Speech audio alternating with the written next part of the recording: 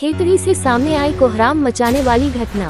खेतड़ी के धानी बारान इलाके में उस वक्त सनसनी फैल गई जब कल शाम से लापता 22 वर्षीय युवक का शव घर से महज 300 मीटर की दूरी पर एक खेत में बने कुएं में मिला। शव मिलने की खबर से मृतक के परिवार में कोहराम मच गया। परिजनों ने युवक की हत्या कर शव को कुएं में फेंकने का आरोप लगाया है, जिससे इलाके में तनाव का माहौल है।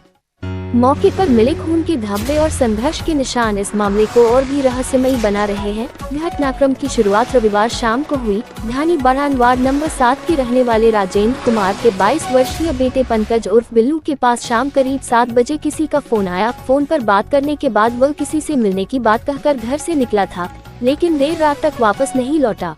चिंतित परिजनों ने अपने स्तर पर उसकी हर संभव जगह तलाश की, लेकिन पंकज का कोई सुराग नहीं मिला।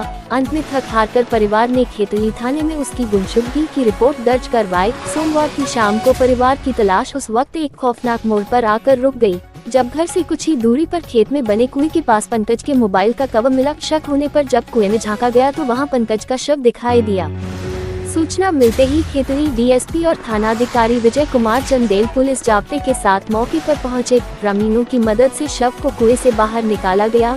घटनास्थल का मंजर दिल दहला देने वाला था। खेत में फसल टूटी हुई थी और पैरों के घसीटने के निशान साफ दिखाई दे रहे थे। कुएं के पास जमीन पर खून के धब्बे भी मिले। मृतक पंकज के शरीर पर भी चोटों के कई निशान पाए गए, जो किसी संघर्ष की ओर इशारा कर रहे थे।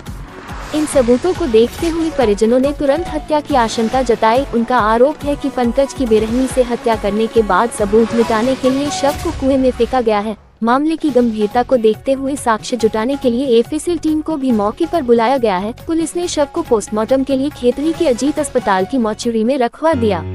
मंगलवार सुबह ये खबर फैलते ही बड़ी संख्या में परिजन और ग्रामीण अस्पताल पहुंच गए और वहां हंगामा शुरू कर दिया। आक्रोशित लोगों ने हत्या का आरोप लगाते हुए पंकज का शव लेने से साफ इनकार कर दिया। वे आरोपियों की तत्काल गिरफ्तारी की मांग पर अड़ गए और अस्पताल के सामने ही धरने पर बैठ गए।